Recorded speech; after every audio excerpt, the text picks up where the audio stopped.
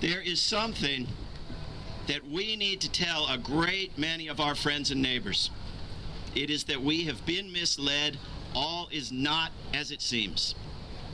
Here we are outside what appears to be a factory where U.S. government dollars create jobs, boost the economy, and fund activities that support the important needs of the U.S. public and the people of the world. Not a single bit of those appearances is real. When government dollars are spent on weapons, they eliminate jobs, because spending those dollars on education or green energy or never taxing them in the first place creates more jobs than spending them on weapons, and better paying jobs with wider economic impacts, and that is regardless of whether the weapons are given away to a foreign government and whoever ends up with them in the end. Weapons are not products or services that circulate in an economy. They are made to destroy themselves and much else. And a huge chunk of the money ends up in the hands of a very few people. This economy is drained and degraded by the funding of that factory, a reality that becomes apparent if we direct our vision a little more widely. Compare life around here with life in many more wealthy and less wealthy countries. Where is our free higher education? Where is our secure retirement? Where is our health care as a human right? Where is our protection from the indignity and ordeal of poverty in the midst of mountainous wealth? Where, oh Amtrak Joe, for the love of all that is decent, are our non-antique trains? Why do we all travel about in earth-eating automobiles? How is it that we have been kept so ignorant that we can be told we're dreaming of fantasies when we speak of things that are normal for many more people than live in this country? A country where bringing back child labor is seen as progress. Wait, we are told, wait, first things first. We must manufacture weapons to save the world, and after that we can worry about lesser matters. But we have been misled. All is not as it seems. The expansion of NATO, driven by the desire to sell weapons, is one half of the war dance that got us here. The U.S. refusal to allow peace negotiations keeps the war going. It is not good enough to say that the Russians are immoral and evil, and therefore the United States should do everything Russia does. It is not good enough for each side to justify using various weapons because the other side does. It is not good enough for each side to place nuclear weapons in more countries because the other side does. To declare the only acceptable outcome complete overthrow of a government, whether Ukraine's or Russia's, because the other side does.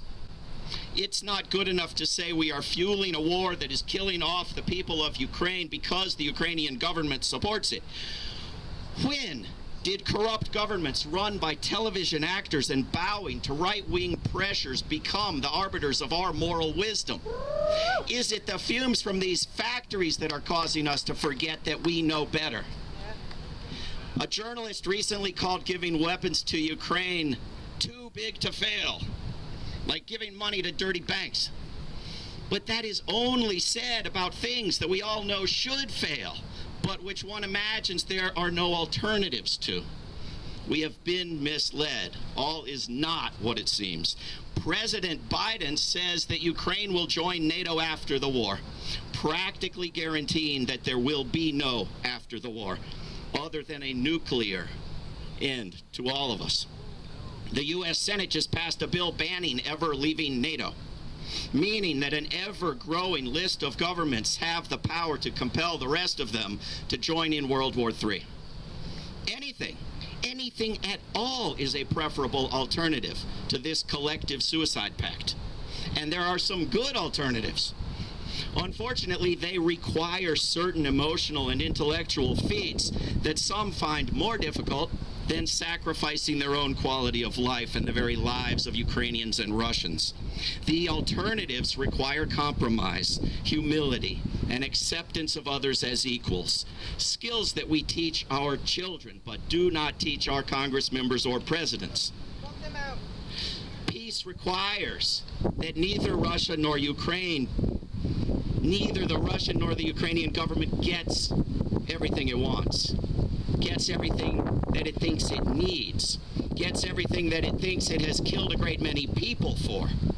This is not easy. But the motivations for making peace could hardly be greater.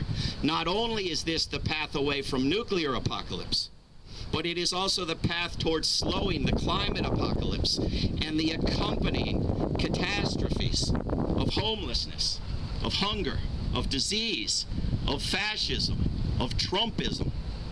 We need cooperation in place of combat, and we need it immediately. The notion that we cannot demand and obtain such changes is in every news report and film. But we have been misled. Nothing is what it seems. The power of nonviolent action is exactly as strong as is reflected by the massive efforts put into persuading us that it will not work. Contrary to appearances, we need to remember, in the words of Shelley, to rise like lions after slumber, in unvanquishable number. Shake your chains to earth like dew, which in sleep had fallen on you. Ye are many, they are few. Yeah.